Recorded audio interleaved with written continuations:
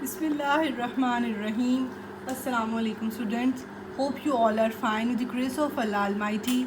Alhamdulillah, I am also very good. I am your English teacher Laraiba Amir. हाँ जी students, we was at unit 1 named biography. Exercise कर रहे थे हम लोग. आंसर क्वेश्चंस आप लोगों को बहुत अच्छी तरह से आ गए. इसके बाद हमने सिंपल पास्ट टेंस देखा, सेकंड फॉर्म्स आपको बताई कौन सी होती हैं.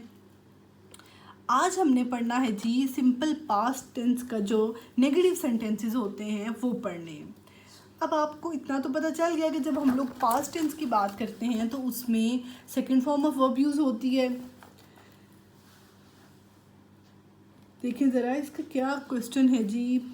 री right this paragraph using the negative form of verb. तो जब हम लोग सिंपल पास्ट टेंस के नेगेटिव फॉर्म लेते हैं, उनको नेगेटिव फॉर्म में चेंज करते हैं, तो हेल्पिंग वर्ब कौन सा यूज़ करते हैं? डिड. ठीक है, डिड हेल्पिंग वर्ब यूज़ करते हैं और साथ में नॉट लगा देते हैं. देखिए ज़रा मैं रीड आउट कर रही हूँ पैराग्राफ, आप लोग इसको एक दफ़ा ध्यान से देखें. Last winter vacations our class visited the ruins of Mohenjo-daro.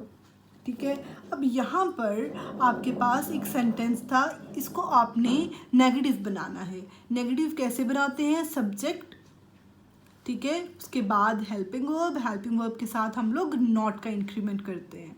ठीक है, तो यहाँ पर अगर क्लास लिखा हुआ है जहाँ पे, इसके आगे हम लोग क्या लिखेंगे? Did not. इसके आगे क्या लिखेंगे? Did not. यहाँ पे क्लास के आगे और विजिटेड, क्लास और विजिटेड के मिड में हम लोग लिखेंगे डिड नॉट. ठीक है, नेक्स्ट सेंटेंस देखते हैं जी. पेंसिल्स है ना सबके हैंड्स में, साथ साथ फिलअप कर रहे हैं ना आप लोग? Very good. नेक्स्ट है जी, we reached there early in the morning. अब वी लिखा हुआ है तो सब्जेक्ट हो गया वी, साथ में हेल्पिंग वर्ब क्या आएगा? डिड. नेगेटिव सेंटेंसेस हैं, दैट्स वाई हम लोग साथ में नॉट लगाएंगे. ठीक है, यहाँ पे हम लोग वी और रीच्ड के मिड में नॉट यूज़ करेंगे. ठीक है, ओके जी. नेक्स्ट लाइन पे देखते हैं. The weather was pleasant. तो यहाँ पे हम लोग क्या लिखेंगे? The weather was not present. ठीक है, नेगेटिव में जो करना है इसलिए.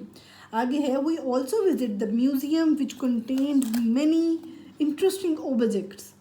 अब लिखा हुआ है वी ऑल्सो विजिटेड, तो इसको हम लोग वी सब्जेक्ट था, इसके बाद हम लोग हेल्पिंग वर्ब लगाएंगे डिड और साथ में नॉट का इंक्रीमेंट कर देंगे. We did not visited the museum which contained many interesting objects. Next देखें जी, we also talked to a guide. तो यहाँ पे आप लोग क्या लिखेंगे? We did not talk to a guide. Very good. He took keen interest in telling and explaining various historical aspects of Mohenjo-daro.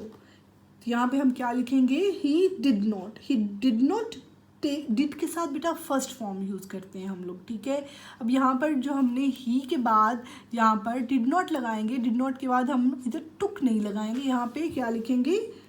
take लिखेंगे, फर्स्ट फॉर्म यूज़ करेंगे. He did not take keen interest in telling and explaining the various historical aspects of Mohenjo-daro.